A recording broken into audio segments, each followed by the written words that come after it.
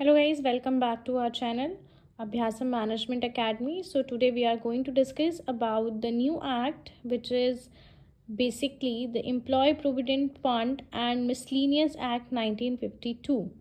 So labour law की जो हमारी सीरीज़ चल रही है उसी लेबर लॉ की सीरीज़ में हमने ये दूसरा वीडियो बनाया है जो कि आपका रिलेट करता है एम्प्लॉय प्रोविडेंट फंड एक्ट से। जब एम्प्लॉय प्रोविडेंट फंड एक्ट की हम बात करते हैं, प्रोविडेंट फंड के नाम से बच्चों के माइंड में बहुत सारे कन्फ्यूज़न होते हैं कि लाइक प्रोविडेंट फंड क्या होता है, प्रोविडेंट फंड कितने टाइप्स का होता है, प्रोविडेंट फंड हम किसे कहते हैं। तो आप बच्चों एक सिंपल सी बात समझो कि जो प्रोविडेंट फंड होता है, अगर हम इसका एक हिंदी वर्जन देखते हैं, प्रोविडेंट फंड का मतलब होता है भविष्य निधि, यानी कि ऐसा पैसा जो आपका फ्यूचर में काम आने वाला है, आज की डेट में नहीं काम आएगा, वो आपका फ्यूचर से रिलेट करता है। तो जो प्रोविडेंट फंड है आपका, ये बेसिकली भविष्य निधि है जो आपके फ्यूचर के लिए क्रिएट की जा रही है। अब प्रोविडेंट फंड क्यों बनाया जाता है, गवर्नमेंट ने ऐसी स्कीम क्यों निकाली, ये सारे क्वेश्चंस हमारे माइंड में रहते हैं। देखिए, जब आप लोग जॉब में हैं तो आपको जॉब में एक फ़िक्स सैलरी मिल रही है, एक फ़िक्स वेजेस मिल रही है, जिससे आप अपनी लाइफ को स्पेंड कर रहे हैं ईजीली। लेकिन जैसे जैसे आप एक ओल्ड एज में जाते जाएंगे और आपका रिटायरमेंट हो जाएगा, उस केस में आपके पास कोई भी इनकम के सोर्सेज नहीं हैं। एट दैट टाइम आपकी लाइफ को सपोर्ट करने के लिए आपको एक बेसिकली फ़ंड की ज़रूरत होगी। आपको अपनी लाइफ को सपोर्ट करने के लिए कुछ ना कुछ सिक्योरिटी चाहिए होगी। इसीलिए गवर्नमेंट ने ये स्कीम बनाई है। इस स्कीम का जो मेन एम है वो आपको आज बेनिफिट प्रोवाइड करना नहीं है। इस स्कीम का मेन एम आपको जो बेनिफिट है वो फ्यूचर में जब आपका रिटायरमेंट हो जाता है उस केस में आपको बेनिफिट प्रोवाइड करना है। तो जब हम प्रोविडेंट फंड की बात करते हैं तो हमारे पास दो तरीके के प्रोविडेंट फंड आते हैं। एक आता है आपका ईपीएफ और एक होता है आपका पीपीएफ। बात समझिए, ईपीएफ क्या है और पीपीएफ क्या है। EPF is employee provident fund. जो एम्प्लॉय प्रोविडेंट फंड है वो आपका इस स्कीम में कवर होता है जो एक्ट हम पढ़ने जा रहे हैं। लेकिन जो पीपीएफ होता है, this is the public provident fund. ये एक्ट, ये जो स्कीम, इस स्कीम से डील नहीं करता। पब्लिक प्रोविडेंट फंड क्या होता है, ईपीएफ क्या होता है। देखिए, पब्लिक प्रोविडेंट फंड, आप किसी भी बैंक में जाइए और अपना एक पीपीएफ अकाउंट खुलवा लीजिए। आपका हर महीने कोई ना कोई एक फिक्स अमाउंट यहाँ से डिडक्ट होता रहेगा और आपके पीपीएफ अकाउंट में जमा होता रहेगा। यानी सिंपल से आप बात समझिए कि यहाँ पर आपको ईपीएफ का मेंबर होने की कोई भी ज़रूरत नहीं है। कोई भी व्यक्ति बैंक में जा सकता है जो कि जिसकी 18 ईयर्स ऑफ एज होनी चाहिए, यानी 18 प्लस होना चाहिए, वो जाके अपना पीपीएफ अकाउंट बैंक में खुलवा सकता है। बैंक उस पर आपको 7 to 8% अप्रॉक्सीमेटली इंटरेस्ट प्रोवाइड करती है और आपका एक अमाउंट उसमें डिडक्ट होके कलेक्ट होता चला जाता है। तो ये आपका पीपीएफ कहलाता है। लेकिन जो ईपीएफ होता है ये एम्प्लॉयज़ का कटता है, राइट। और ये ईपीएफ जो है ये आपका एम्प्लॉय प्रोविडेंट फंड स्कीम में कवर होता है। आज जो हम बात करेंगे वो ईपीएफ के बारे में बात करेंगे, पीपीएफ के बारे में बात नहीं करेंगे, राइट। अब ईपीएफ क्या होता है, ये स्कीम क्या है, इन सब के बारे में हम डिटेल में डिस्कशन करते हुए चलते हैं।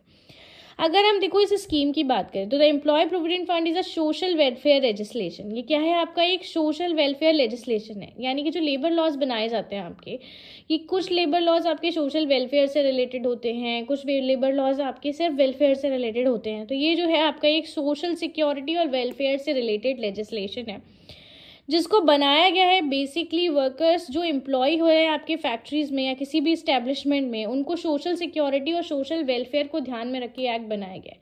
यानी इस एक्ट का मेन एम उन सभी वर्कर्स को एक सोशल सिक्योरिटी प्रोवाइड करना है। किसके रिगार्डिंग, अभी मैंने आपको बताया, रिटायरमेंट के रिगार्डिंग, ओल्ड एज के regarding. It is implemented by the EPFO. यानी कि ये जो ईपीएफ एक्ट है, इस एक्ट की स्कीम को कौन सी ऑर्गेनाइजेशन इम्प्लीमेंट करती है, इस ऑर्गेनाइजेशन का नाम है EPFO, employee provident fund organisation. इसी के अंडर में इस पूरी स्कीम को रेगुलेट किया जाता है इंडिया में, राइट। अब जब इंडिया में हम ईपीएफ की बात करते हैं तो एम्प्लॉय प्रोविडेंट फंड बिल जो पास हुआ था वो 4 मार्च 1952 को हुआ था। उस समय इसका जो नाम था वो एम्प्लॉय प्रोविडेंट फंड था केवल। बाद में इसका नाम बदल के कर दिया गया employee provident fund and miscellaneous provision act 1952।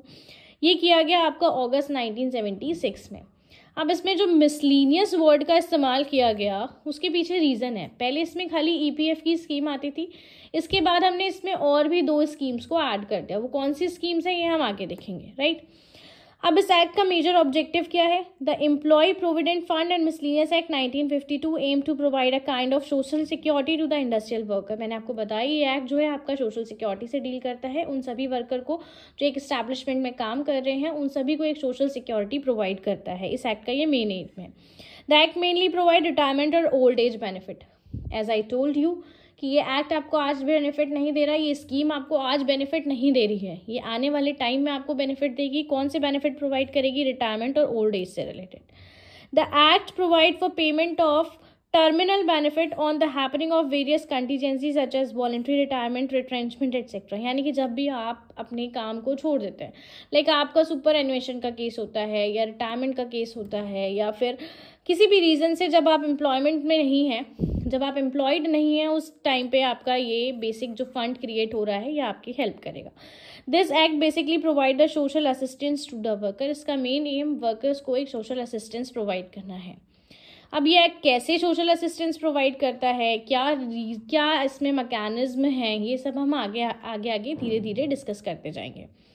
Act का जो एक्सटेंट है वो आपका होल ऑफ इंडिया है, यानी पूरे इंडिया में आपका ये एक्ट एप्लीकेबल रहता है। टोटल 22 सेक्शंस हैं और 4 स्केड्यूल्स हैं जो आपको इस एक्ट में पढ़ने हैं, राइट। तो ये तो हमारी एक ब्रीफ इंट्रोडक्शन हो गया regarding the employee provident fund act 1952।